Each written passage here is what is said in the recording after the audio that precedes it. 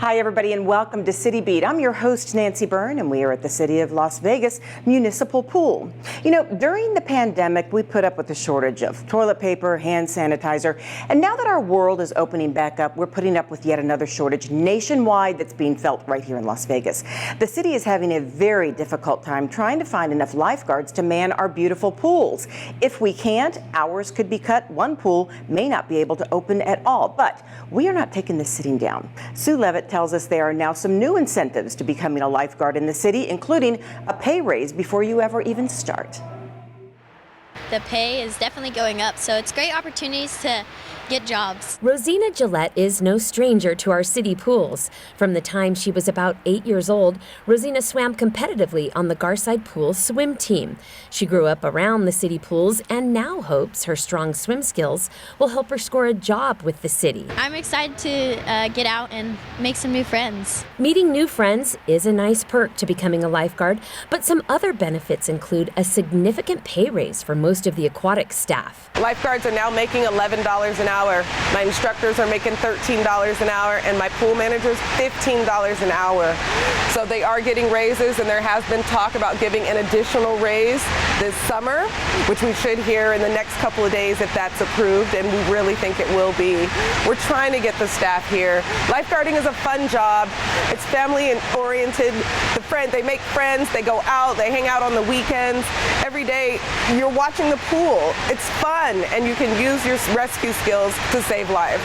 Along with a pay raise, the city is offering lifeguard training classes at a discounted rate of only $38 when the classes normally cost $160. Just one more incentive to draw more to apply. For the first time in 30 years, the city is experiencing a shortage in lifeguards, and Baker Pool is going to remain closed until more guards are hired. There's simply not enough lifeguards to staff all 6 of the city pools. It's a really fun job, and what a lot of young people don't understand is it's room for advancement in lifeguarding. Yeah, you're sitting on stand watching kids swim, watching parents lap swim, thinking that I'm just going to be a lifeguard forever. No. You can be a water safety instructor and teach the kids swim lessons. Then you can be a pool manager and supervise your swimming pool. Then you can be in the office with me as an aquatic leader. So there is room for advancement. It's fun. It's a very fun job. So far, we've been practicing our saves, and I think we're doing all right. The students are learning the skills needed to save lives and secure a great, fun summer job with the city. You do have to be a strong swimmer. You do have to be comfortable in deep water. On day 1 of the lifeguard training class, which we have starting today, you will have to swim 12 lengths of the pool, but it's not timed. When I got certified in the 90s, it was timed, and I had to swim 20 lengths. Now it's 12 lengths, consistent. We just want to see if you're comfortable. I say to join. It's a cool experience, and right now it's available and it's fun. For City Beat, I'm Sue Levitt. So you might be asking, why a lifeguard shortage of all things? Well, according to the American Lifeguard Association, there are several reasons. One being that certification programs are backlogged due to the pandemic. Many older lifeguards and instructors are retiring, and frankly, there's a decline in interest. Being a lifeguard is fun and rewarding. If you'd like to apply to be a lifeguard in Las Vegas, go to lasvegasnevada.gov/jobs. Thank you, Sue Levitt, for that story. Well, you know, when we were kids, if we didn't have access to a pool, we cooled off by running through a sprinkler in the yard. Well, the city of Las Vegas has taken that idea and enhanced it greatly with water features in many of our parks. Kids love them, parents love them, but we do get a lot of questions. Are we wasting that water? How clean is that water? And frankly, when do we use them and how? Here are some answers to those questions. These wonderful water features in our city parks have become the modern-day version of running through a sprinkler in your yard. They provide a great way for kids to be able to play outdoors and not get overheated in our summers filled with triple digits. We have 40 spray parks in the city of Las Vegas, which is huge, and they are obviously very well used. We're here at Baker Park at the largest spray park, and this is a really cool one because it's soccer themed. But if you worry that perhaps the water is being wasted or is reused in a way that makes it less than clean, put your worries aside. In a city nationally known for sustainability, there is no way it would allow 40 parks to waste water. Well, actually, this water is reclaimed. It goes back into Lake Mead, so it's not wasted. And this water, doesn't just go evaporate. It goes back into the treatment facility and is turned back into potable water. So what these little ones are running through is as safe and clean as water that would come from your garden hose or your home sprinkler. And on another safety note, the ground surrounding the spray features is padded and not slippery. One other question Parks and Rec staff get is confusion over exactly how do they operate. Calls and emails come in saying that they're broken. A lot of people don't know that you actually have to hit a button for the water to turn on, and then the water runs for a time limit. But the spray parks are open from 10 a.m. to 8 p.m. So if you go to hit the button at 9:30, it won't work, but at 10 it will. So now that our city is opening back up, this is a perfect time for our kids to be able to blow off any steam that was gathered during the pandemic in a fun and safe way. We want kids to get off their screens. Through the pandemic, screen time has now gone up to close to 13 hours a day. And we need kids to get away from their screens, get out and be active. It's obviously good for their body, mind, and spirit.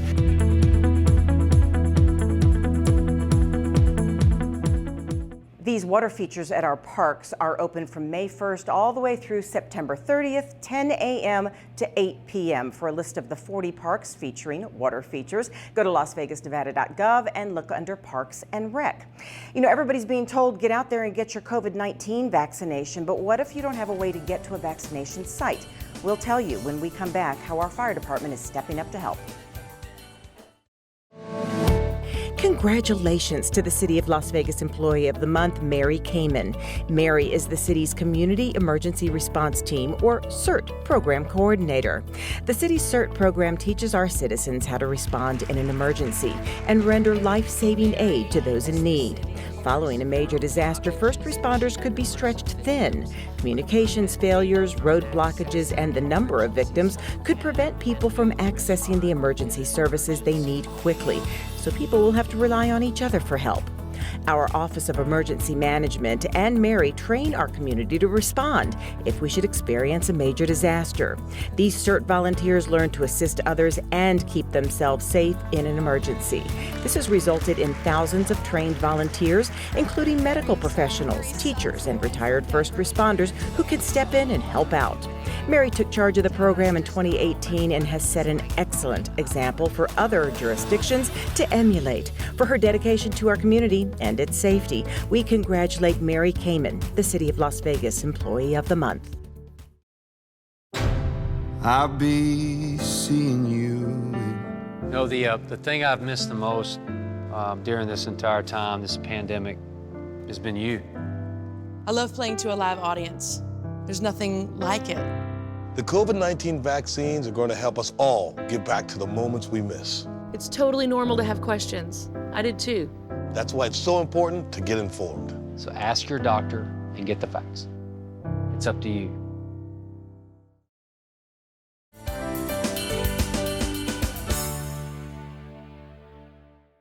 Welcome back to City Beat from Municipal Pool in the city of Las Vegas. As we push forward trying to get as many people vaccinated for COVID-19 as possible, there's now a big effort by Las Vegas Fire and Rescue to help those people who are homebound, homeless, or simply have a hard time traveling outside their neighborhood. Stand right there for me.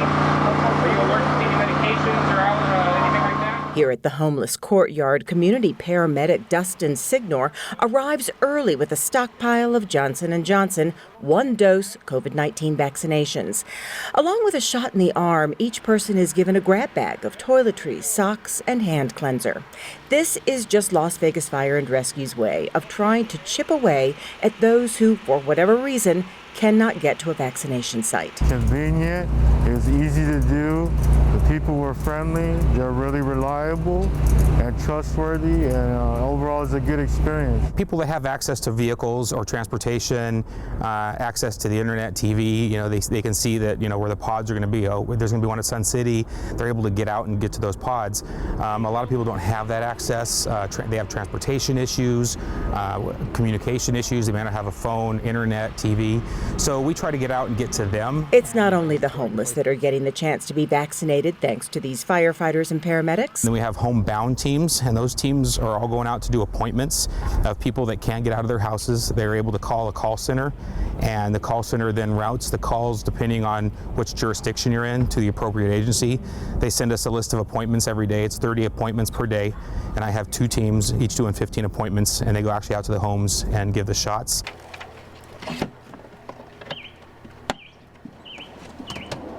Firefighter Jenna Workman and Captain Dewan Robinson grab their kits and go to the homes of people who want the vaccination but have no means of getting to a vaccination site. You could call it mobile medicine. Do you know how he did with his first? Was he sick at all? I didn't hear of him having any abnormal symptoms. Okay, perfect. Giving these shots to the homebound gets a foot in the door. All right, sir. That's it. Not too bad, right?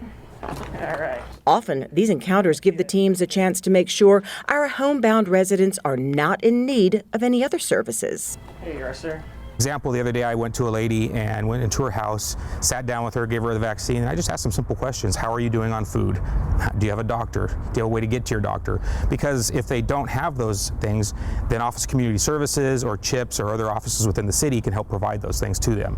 So it gets our foot in the door because we've been invited in now. So it gets our foot in the door, and then we can start asking questions and helping people out. Not all those who are homebound are in need of other services, but even if it's just the shot they need, they appreciate the house calls. Like this young man who didn't know how he was going to get out and get vaccinated. I've got a son that thinks that that's not a good deal, but my wife got vaccinated, my sister-in-law got vaccinated, so I figured it'd probably help me protect myself. One other way our Las Vegas fire and rescue teams are reaching out is by hosting pop-up clinics in neighborhoods across the city.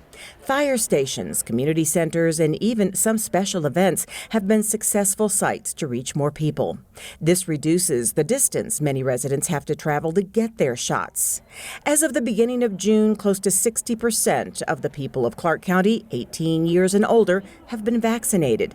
These teams will be doing their part to increase those numbers straight through September 1st. To schedule a homebound vaccine, you can call 1-855-635-0235, or you can email homebound@snhd.org. You know, once you get fully vaccinated, you can run around without a mask. And one place you might want to visit is the Downtown Arts District. It is bustling and bringing in more visitors every day. It's time now for another segment of Open for Business. Melissa Duran has more.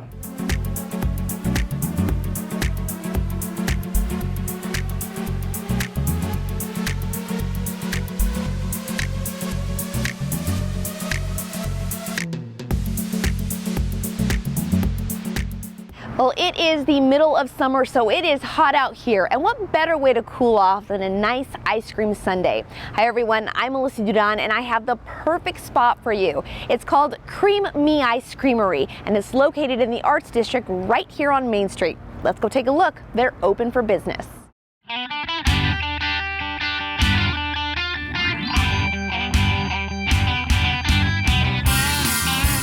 It's impossible to not smile when you walk into this retro ice cream shop in the Arts District. For owners Amy Ortiz and Eddie Acevedo, Cream Me Ice Creamery has been a dream for 8 years. When people come in for ice cream, they're always happy no matter what. So it's just a great business to be into, and we all love ice cream. Located at the corner of Main Street in California, they knew this spot would be the perfect fit for their retro-inspired business. From the light fixtures to the jukebox, this place screams vintage. Amy's been watching the growth here in the Arts District for years, and with all of the additions of bars and restaurants, an ice cream shop was an easy fit. We're even doing midnight munchies, so 12 to 1 a.m. We have half off ice cream donut sandwiches and everything coming from, drinking, having a good time, and want something sweet. And their menu goes on, from a variety of ice cream flavors, shakes, malts, and of course, banana splits. We also do a banana split challenge where it's like super big, 6 scoops of ice cream, 2 full bananas, all kinds of sauces and toppings, brownies, everything, and you finish that and it's free. They also wanted their guests to experience some of their favorites. Yeah, obviously we're Latinos and we want to bring the stuff that we eat at home, and when people never really heard of our concha sandwiches and stuff like that, but that's something we've made at home for the kids for a long time, and you know, it's something I think everybody will catch on, and it caught on pretty fast. We sold out of them almost every day for the last week. And they have a little secret that makes them extra special, though they wouldn't give us details. And the whole creamy concept is a secret white sauce that we make in-house, and you just say creamy and it comes on any item you want to order. The entire shop will put a smile on your face.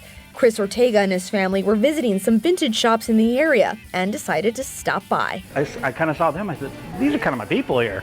So it worked. I'm happy to come to this place. It's really cool. And his review of the ice cream? It's delicious. Actually, I love chocolate malts. Ever since I was a little kid, I've loved chocolate malts, and this is a really, really excellent one. But the feature getting the most attention, the floor. The goal was to feel like you were walking on melted sherbet. Mission accomplished. And so far, the whole shop has been a major hit. Mayor Carolyn Goodman got in on the action, buying herself a chocolate cone and taking part in opening day festivities. And you've chosen a great decade to honor, and your ice cream's fabulous. For Amy and Eddie, it's a dream come true. Their labor of love took shape in the midst of a pandemic, and now they're hoping the support of their community will keep coming. Just the support of the neighbors in downtown, in the Arts District, the community, everybody just coming out. We've had signs on the windows saying coming soon, so people have just been waiting and waiting, and they come in, we can't wait, we've been watching this place for months, waiting for you to open, we couldn't wait. So everybody just coming in and the support and happy, telling their friends, tagging us on Instagram, it's just been great. I'm born and raised from Vegas, and this is part of my community and always will be, and I'm glad to be a part of it. Well, word's already gotten out about this cool spot in the Arts District. If you'd like to open up a business in the city of Las Vegas, just reach out to our Economic and Urban Development Department at 702-229-6551. All right, that's going to do it. We'll see you next time.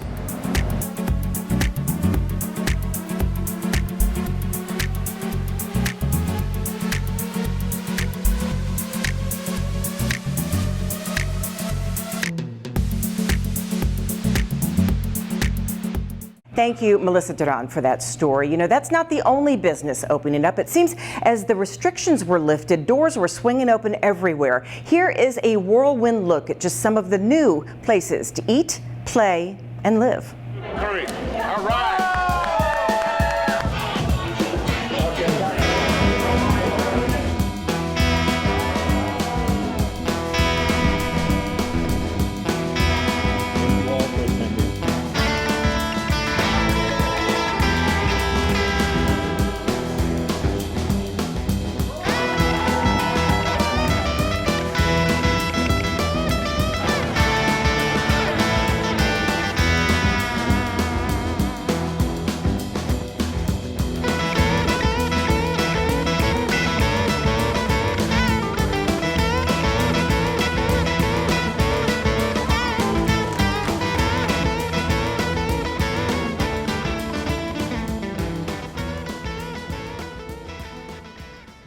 You know, during the pandemic, we didn't have all those cool places to visit, so our city parks got a lot of views. Well, recently, the brakes were put on a park renovation, but for a good reason. We'll explain when we return. If you smoked, this new lung cancer screening could save your life. Visit SaveByTheScan.org. Today, I'm going to talk to you about physics. Come on in, girls. Let's go. This is the first rocket to get humans to Mars. Really tall. I'm a rocket structural engineer, designing and building parts of the rocket. You are the generation that will be stepping foot on Mars. Do I have a group of astronauts on my hands? Yes. You can become a rocket scientist or whatever else you want to be. It takes less than 1 minute to find out if you may have prediabetes, and you can do it here. So what are you waiting for? Just go to the site.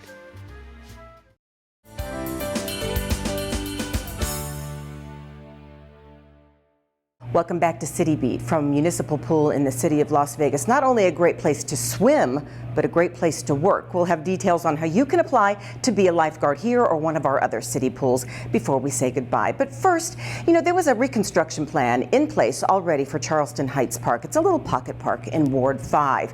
But those plans were put on hold once Councilman Cedric Creer attended a high-tech convention in California. When he saw how crazy kids went over science and technology and engineering, he came up with a better plan.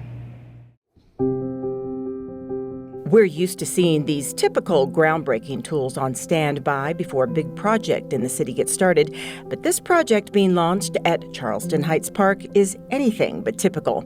Representatives from the city of Las Vegas, local schools, law enforcement, and esports were on hand to celebrate what will become a new park that combines rec and tech. Councilman Cedric Creer said knowing this area was seeing an increase in petty crime and graffiti, he knew it was time to build more than basketball courts and picnic tables. We stopped the reconstruction of this park. We said, let's create the city's first tech recreational park and find ways for kids to be engaged in the park. Let's try to increase the amount of participation we have. So we stopped it, we got new architects. We then went ahead and created a tech recreational center, which is going to come to this park, as well as all the green space and all of the activities outside are going to be interactive and interwoven into this. He said the idea came to him after attending a technology convention in California. I was amazed at how many kids were there, how many of the content creators were there, how the kids treated the content creators like they were the Beatles or the Rolling Stones. And after that, I came back and had a whole new, respect for the digital age. Along with a park renovation, a nearly 6,000 square foot community center will include technology, allowing kids and adults to learn and do anything from creating computer games to participating in esports. Las Vegas City Marshals and Metro Police are partnering up with the city to make sure the park and center are not only fun and educational, but safe. My officers are going to be here engaging with the children here. They're going to be able to partner with us and keep our community safe.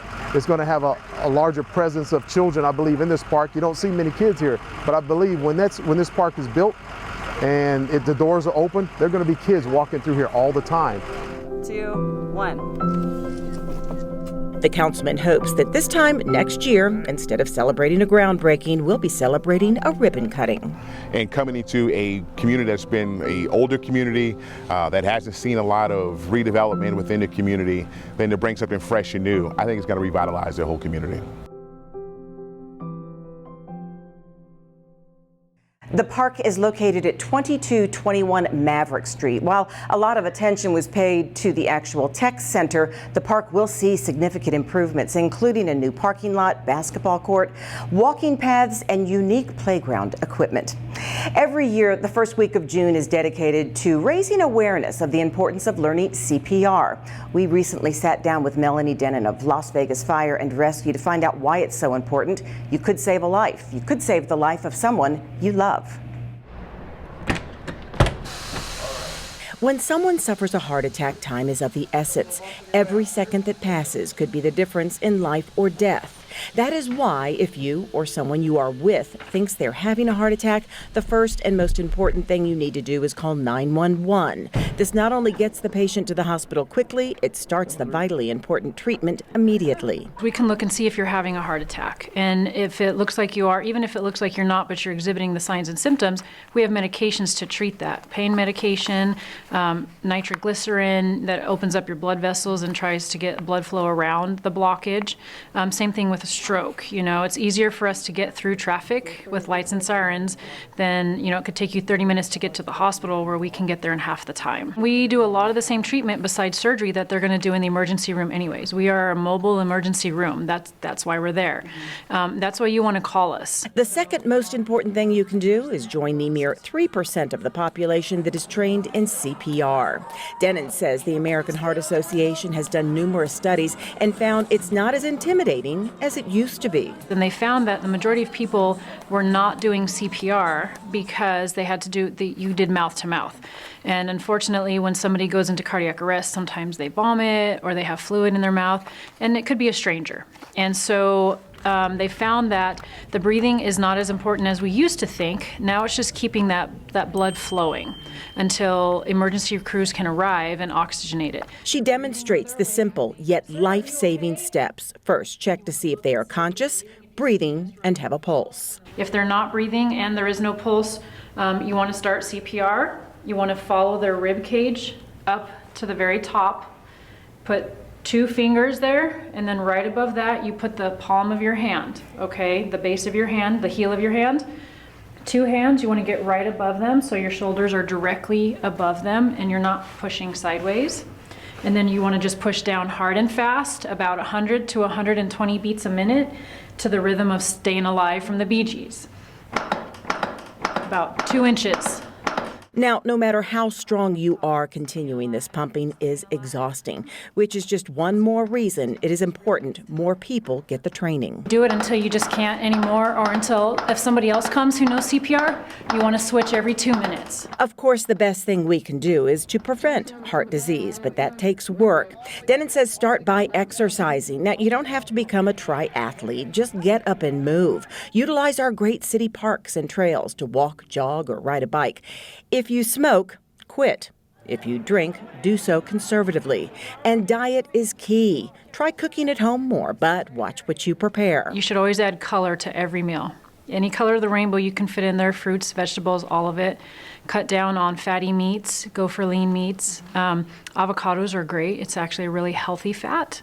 And fatty fish has good omega-3s for your heart. Finally, know the signs of a heart attack and do not ignore them or hope they just go away. Common symptoms are going to be chest pain or pressure, usually in the center of your chest.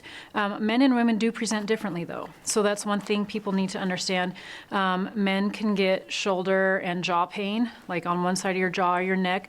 Women tend to they'll get chest pain, shortness of breath, lightheaded and nausea, and pain in your back, right between your shoulder blades. Leading a healthy lifestyle, knowing the signs of a heart attack, and Denon strongly adds knowing CPR can make the difference in saving a life or someone passing. 70% of cardiac arrests outside the hospital happen at home.